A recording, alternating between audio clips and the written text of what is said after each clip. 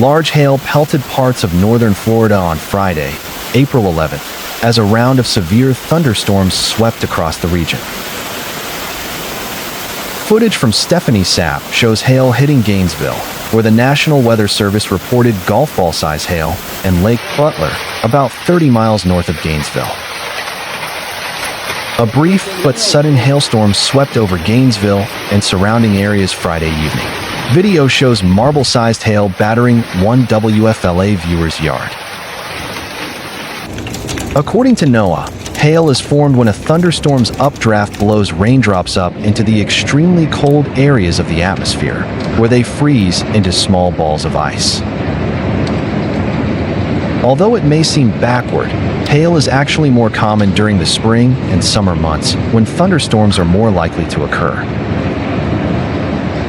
The size of the hail that Gainesville had on Friday is unlikely to cause any serious damage, but the risk increases with the diameter of the hailstones. Other states across the Southeast also experienced some hail yesterday, including Georgia and the Carolinas. Footage from Doug Brown shows hail hammering his front yard in Gainesville early Friday evening. Holy hail. Just got pummeled with a quick hailstorm here in northwest Gainesville, Brown wrote on X. Gainesville residents were battered early Friday evening with a mix of rain, hail, and wind. What the? It's a lot of cold air aloft with pretty warm air at the surface and some drier air initially at the beginning and then moistening up at the surface really quickly, and that kind of sets the state for this type of situation, a meteorologist with the National Weather Service in Jacksonville said. A second line of storms with hail is expected around 8:30 p.m. Friday. A second line of storms with hail is expected around 8:30 p.m. Friday. It shouldn't be as ominous as the first round, though the meteorologist said. After that line passes, you guys will be in the clear. Winds of at least 43 miles per hour were reported at the Exactech office off Northwest 13th Street.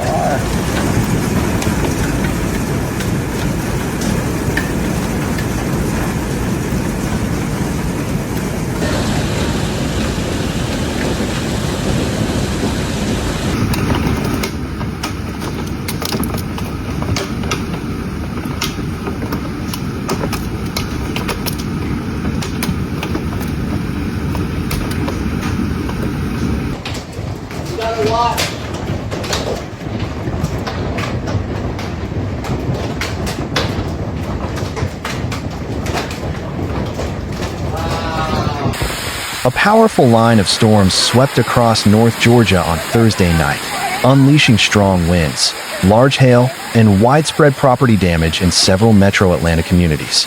Douglasville was among the hardest hit areas. A large tree fell onto a home on Horton Place, damaging the roof and siding. Although no injuries were reported, the impact from the tree caused significant damage. Additional trees in the neighborhood were also down, including one that fell across a roadway and another that landed in a yard across the street. Storm damage was not limited to Douglas County. Residents across Cobb, Cherokee, and Floyd counties reported large hail. In Acworth, hailstones reached the size of quarters. Woodstock saw even larger pieces, some roughly the size of a palm. In Floyd County, emergency officials recorded golf ball-sized hail falling near Cedartown. The storms also produced strong straight-line winds that brought down trees and power lines across the region. While the heaviest weather had passed through downtown Atlanta by late evening, heavy rain and storm activity continued in areas further east, including Athens and Gainesville.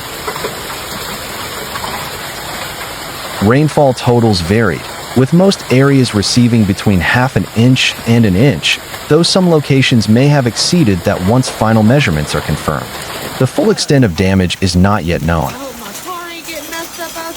All Fannin County schools will be canceled due to damage and power outages from Thursday night storms. The school system says that East Fannin Elementary has a power outage that is expected to last for 4 to 6 hours. That plus the shutdown of Old 76 at Lakewood have led officials to cancel the school day. It will not be a virtual day. Crews are out in force on Friday morning, clearing the trees and restoring electricity to residents. So far, no officials have reported injuries related to the storm. Homeowners in Fulton County's Hapeville will likely spend much of their weekend clearing big trees that snapped and toppled over.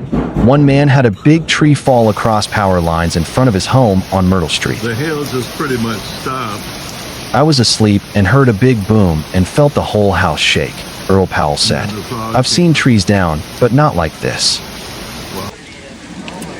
In Hapeville, at least one home was damaged by a tree falling on a part of the structure. Also, a big tree landed on 2 vehicles, a car and a truck. Neighbors said they're thankful no one was hurt.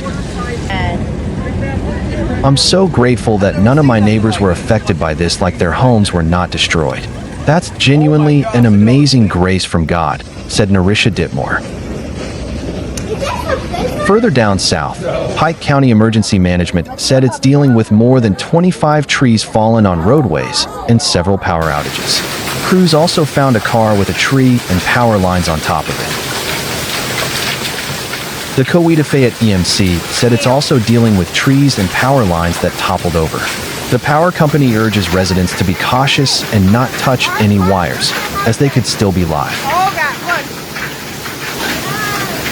The line of storms had widespread effects as it tore through the metro. Radar indicated 3-inch large hail in parts of Fayette County, and a round stop was briefly issued at Hartsfield-Jackson Atlanta International Airport. The Braves game was also briefly delayed. Previously, officials expected to just have a 2-hour delay. Officials say that directors, principals, and 12-month personnel should report to work as soon as safely possible. Overnight, temperatures were expected to dip slightly into the 50s, with some areas outside the city briefly touching the 40s, according to Storm Team. By Friday morning, skies were forecast to dry out, leaving behind wet ground but minimal lingering precipitation. Looking ahead, a brief round of showers is possible again Friday, but forecasters say clearer and drier conditions will return by Saturday. However, residents should prepare for a sharp drop in morning temperatures, with wind chills expected to make it feel like the 30s in some areas. Highs this weekend are projected to remain in the 50s and 60s across much of Georgia.